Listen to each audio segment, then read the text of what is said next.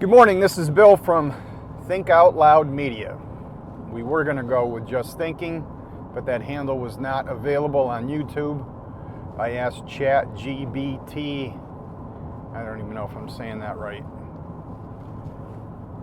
but I asked AI and they came up with a bunch of names, yelled at it a bunch of times, and then it finally came up with something that was close to what I was looking for, which is Think Out Loud Media, and that's what I chose.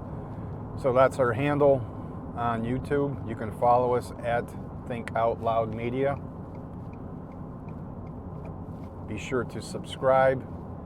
If you have any comments you'd like to make, good or bad, we'd like to hear them.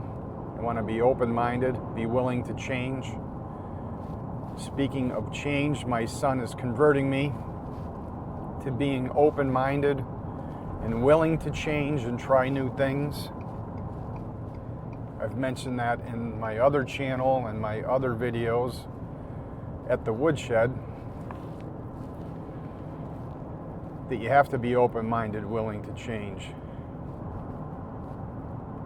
Otherwise, you're just going to get passed right on by. You have to be able to keep up with the Joneses, so to speak, when you're in business. This channel, Think Out Loud Media, that's the name I'm using. I'm not worried about making one penny off of this. I'm just doing this for fun. I think it's very interesting that I can have my own talk show, so to speak, or my own YouTube channel, or your own podcast, and you don't need to go in front of a bunch of executives and try to get somebody to like your show. Or I always think of Seinfeld when they're trying to do the show and come up with stuff. It's hard to come up with content, trust me, but I don't have to present it to a bunch of people and get it approved. You buy yourself a camera, you make the video, good or bad, you can put it on YouTube. It's pretty amazing how that technology has come so far. And speaking of technology and change, during COVID, I was looking for something to invest in. I had started watching different videos on YouTube.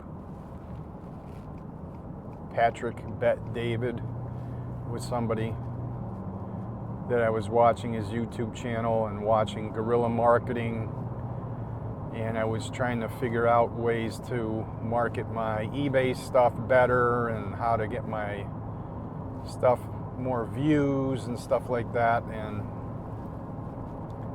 he evolved from that, and he started bringing on different guests.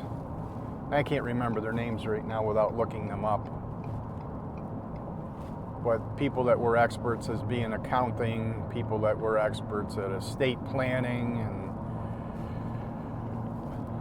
so all that stuff has been on my mind for the last 4 or 5 years. And unfortunately, I lost my mother, and then my father got sick and ill, and he passed away, and we had tried to do some better estate planning and never quite got there. And that's a whole nother subject that I'm not going to share with the public. But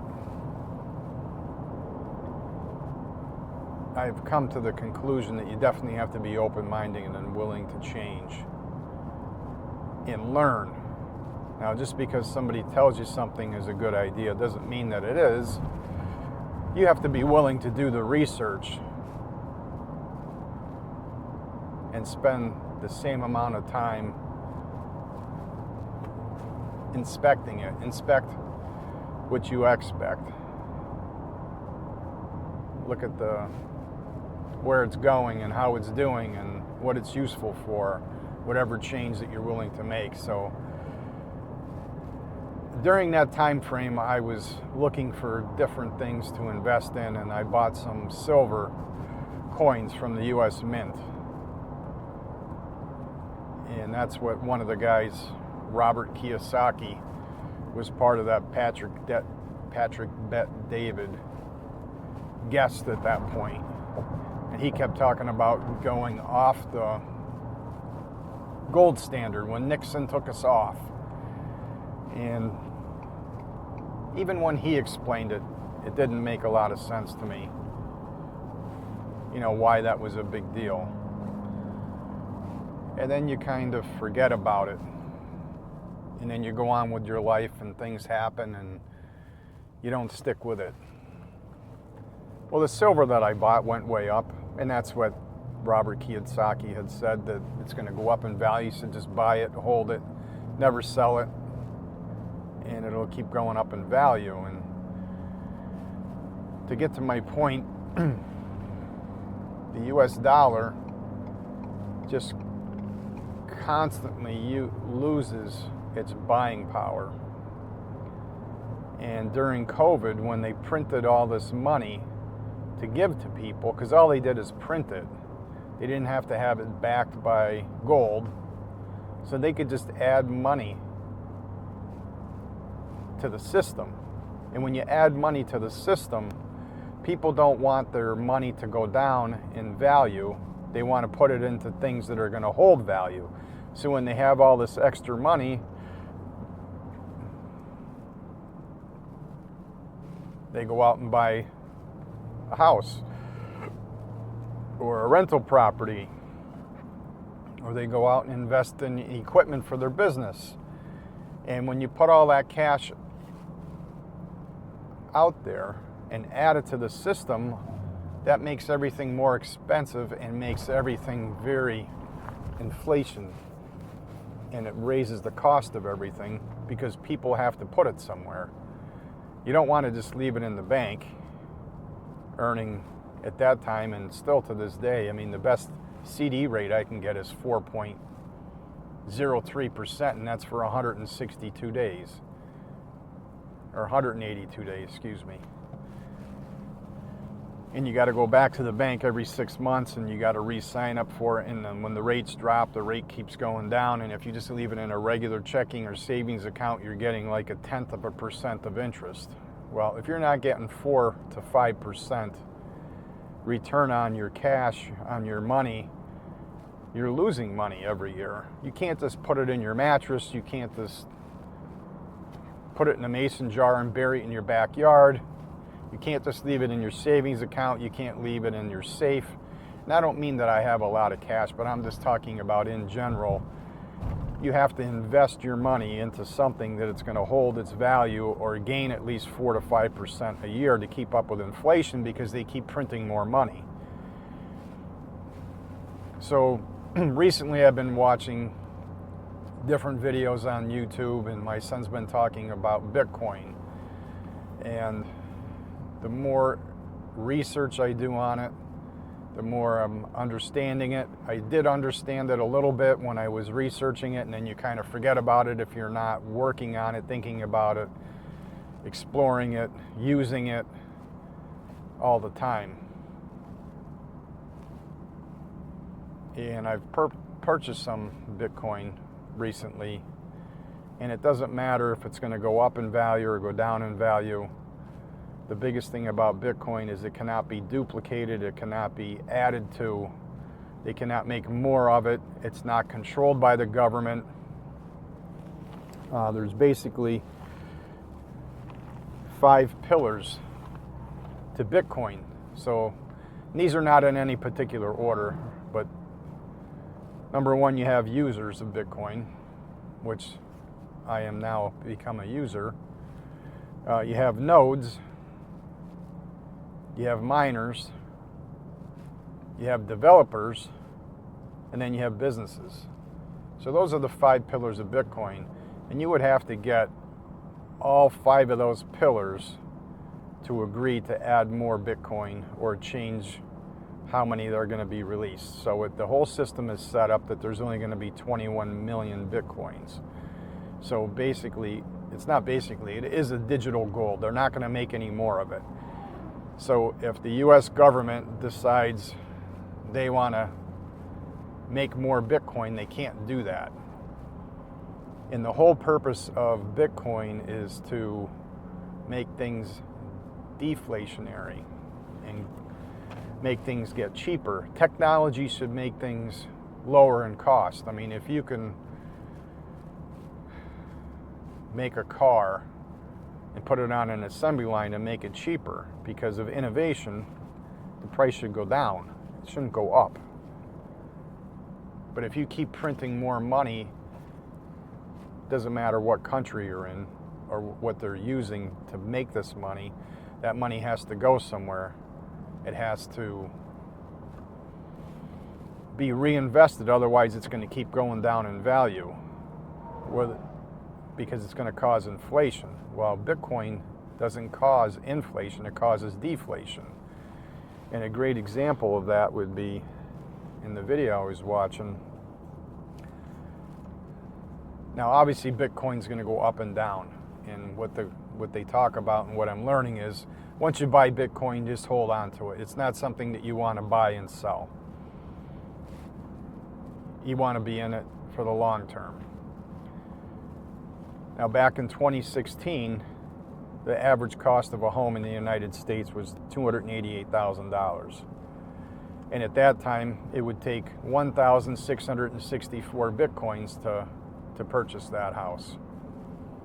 Then in 2020, when COVID happened, all the prices went up and the cost of an average house went to $328,900. But it only took 45 Bitcoin to buy that same house. In 2024, the average cost of a house went to $434,700. And it only took 6.6 Bitcoin to buy that same house. And now Bitcoin has gone up and hit all-time highs around $125,000. That's in US dollars.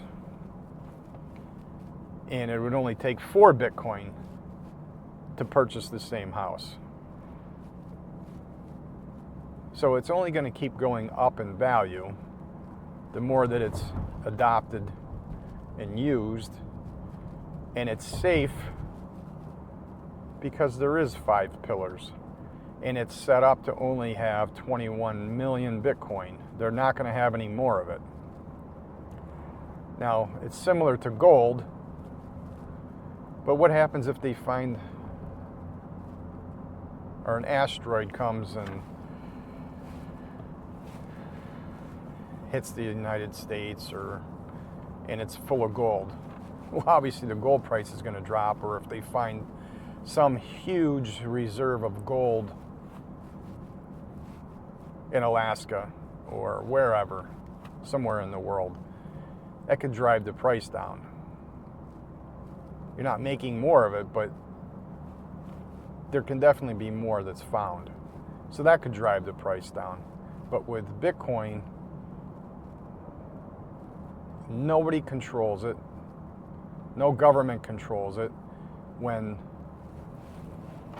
Nixon took us off the gold standard, that was during the Vietnam War, and they didn't have the money to pay for it. So they took it off the gold standard just so that they could do whatever they want. So they could just print money so they can fund the war. And I guess the other side let them do it because they want to put people on welfare and they want to give money away. So you have the war side and you have the welfare side. And both sides wanted what they wanted, so they kept making compromises back and forth, and that's why we're at today with being trillions of dollars in debt. And nobody cares because they have to keep spending just to keep everything going. And from what I've learned, they don't even print more money anymore. They just add another zero with a computer, which is pretty scary. So at the same time, they can make the dollar and take the money out of your bank account. I mean, when everybody got their COVID money, if you had gotten your tax return done and you had a direct deposit I didn't fill out anything. We got a COVID check, but it was just deposited automatically in their bank account. If you really think about that, that's pretty scary, because they could just go right into your bank account and take as much money as they want. Another reason why you shouldn't have all your money in your savings account or your checking account or banking account, because they have access to it, obviously, because you let them in one time for your tax return being direct deposited because you feel like it's easier. You conform, you give them permission. Now it's a two-way street. They can pretty much take it whenever they want. So that is pretty scary. But people don't talk about that. People don't think about that. So I'm very open-minded to Bitcoin. And it's something that I'm not buying it to get rich today. I'm buying it because they think it's the thing of the future. I think it's something that is going to benefit my grandkid and their kids moving forward, and generations to go forward.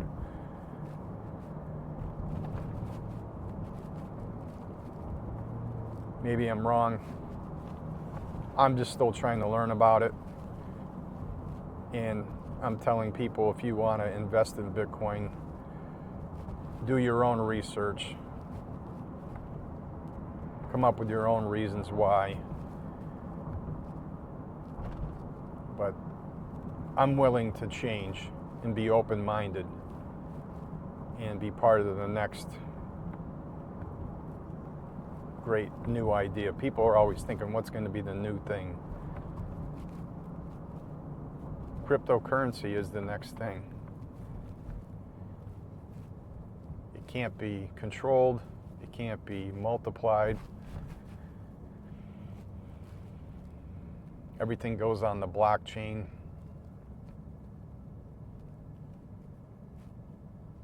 The only way anybody could steal your money is to be able to get your wallet address. So I really strongly recommend that you take self-custody of your Bitcoin. And the reason being is, if you leave it with Coinbase or Cash App or wherever you get your Bitcoin from, when you decide to purchase it, after all you've made all of your, done all your research, is in the future, well, even now, you could borrow against it. So if you leave it with the Cash App and don't take self-custody, the Cash App company can go and borrow against your Bitcoin because they're holding that as an asset. It's the same as when you take a second mortgage on your home. Well, the bank can say, well, we have X amount of homes that we have second mortgages on. We want to use that as collateral to buy more or to borrow more money from the next bigger bank. It's the same thing. So to prevent that from happening,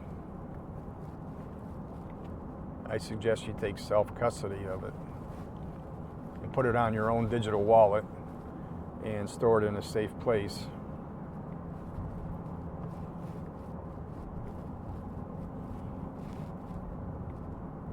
So that's it for today.